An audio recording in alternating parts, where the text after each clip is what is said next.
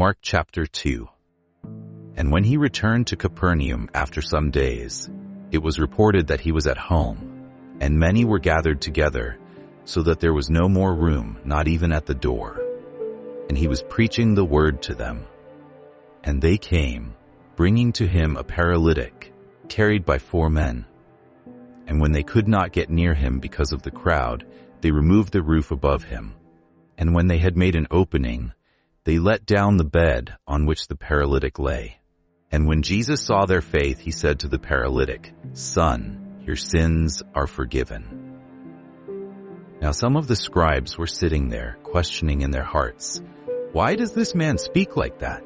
He is blaspheming. Who can forgive sins but God alone?" And immediately Jesus, perceiving in his spirit that they thus questioned within themselves, said to them, "Why do you question these things in your hearts?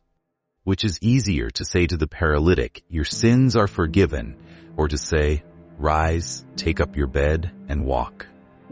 But that you may know that the Son of Man has authority on earth to forgive sins." He said to the paralytic, "I say to you, rise, pick up your bed, and go home." And he rose and immediately picked up his bed and went out before them all, so that they were all amazed and glorified God, saying, "We never saw anything like this."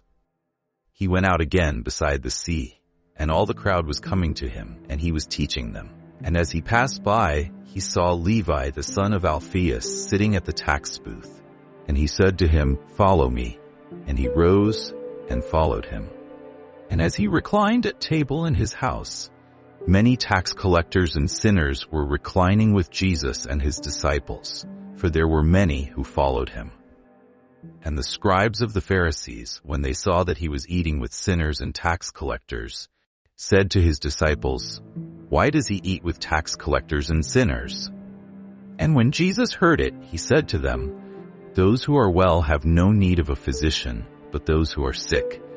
I came not to call the righteous, but sinners." Now John's disciples and the Pharisees were fasting. And people came and said to him, "Why do John's disciples and the disciples of the Pharisees fast, but your disciples do not fast?" And Jesus said to them, "Can the wedding guests fast while the bridegroom is with them? As long as they have the bridegroom with them, they cannot fast.